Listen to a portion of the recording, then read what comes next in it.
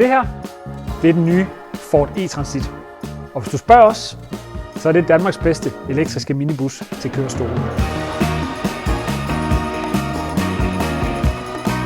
Ford e-Transitten, den kan køres som minibus på almindelig B-kørekort. Den kommer som standard med stor skærm, klimaanlæg og bakkamera. E-Transitten, den har et batteri på 67 kW, hvilket giver en realistisk rækkevidde på lidt over 200 km. Når man lader derhjemme, ja, så lader den med 11 kW, og det tager ca. 8 timer fra 0 til 100%. Lader vi på motorvejen, så kan den superlade fra 15 til 80% på 34 minutter. Bilen er indrettet med et fleksibelt gulvsystem, hvor kørestolsspændinger er integreret i vognbunden og gør det utroligt nemt at fastgøre kørestolen.